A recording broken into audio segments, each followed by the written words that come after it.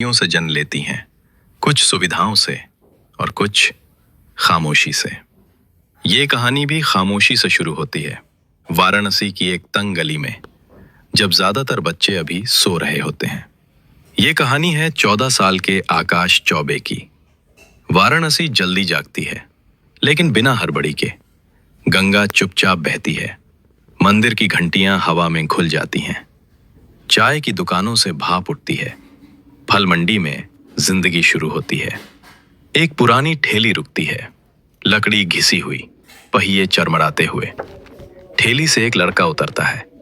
उसकी उम्र छोटी है, लेकिन कंधों पर जिम्मेदारियां बड़ी हैं। आकाश केले और अमरूद की टोकरियां उठाता है। वजन ज्यादा है, लेकिन चेहरे पर कोई शिकायत नहीं। उसके साथ खड़े हैं उसके पिता, बुजुर्ग, कमजोर, झुकी कमर। हाथ कांपते हैं, लेकिन आत्मसम्मान सीधा खड़ा है।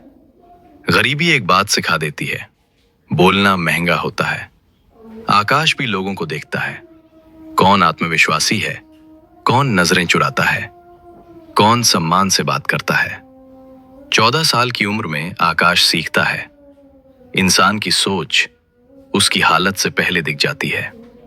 केले ले लो, ताजा अमरूद। आकाश की आवाज शांत है। कुछ लोग मुस्कुराते हैं, कुछ मोल भाव करते हैं। एक आदमी हंसकर कहता है, पढ़ाई छोड़ दी क्या? आकाश बस मुस्कुरा देता है। दोपहर होते होते काम कम हो जाता है। आकाश अपने पिता को पानी देता है। पापा थोड़ी देर बैठ जाइए।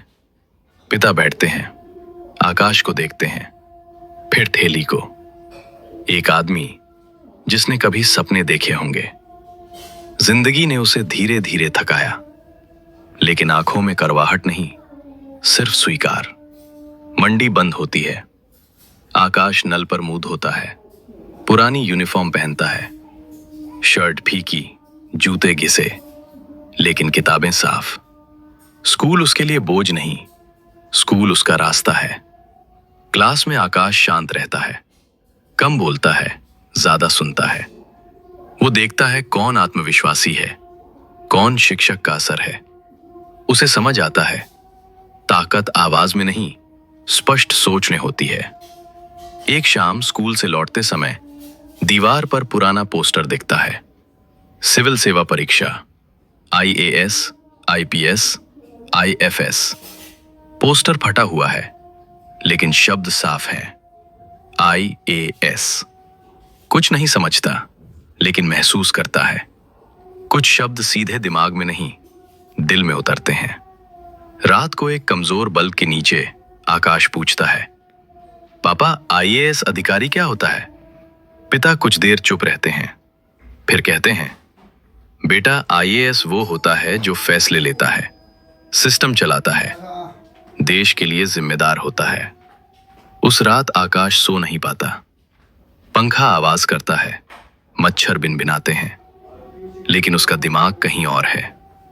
अगर IAS बनना संभव है, तो असंभव सिर्फ एक शब्द। यही कहानी बदलती है। बाहर कुछ नहीं बदला।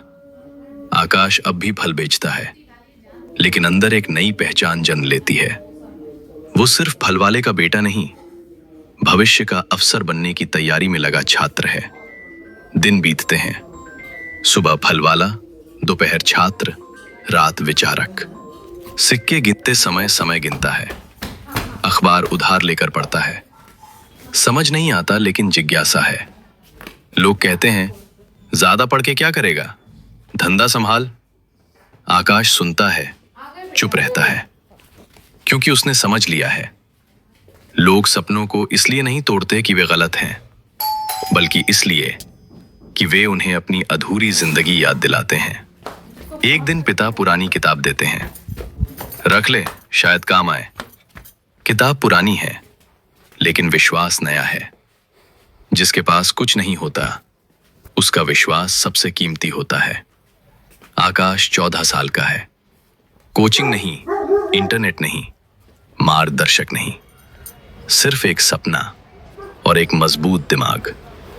लेकिन सिस्टम अभी उसे परखेगा। असली लड़ाई अभी शुरू नहीं हुई है। 14 साल की उम्र में आकाश चौबे वाराणसी में फल बेचता है। लेकिन उसकी स्कूल बैग में एक सपना है जो पूरे सिस्टम को चुनौती देने वाला है। भाग 2 में आप देखेंगे गरीबी, भूख और असफलताओं से उसकी पहली असली टक्कर। क्योंकि सपने कभी हारते नहीं, हारते हैं वे लोग जो अपने दिमाग से हार मान लेते हैं। मोटिवेट गाय, और ये सिर्फ शुरुआत है। आपका हालात आपका भविष्य तय नहीं करते, आपकी सोच करती है। भाग में मिलते हैं।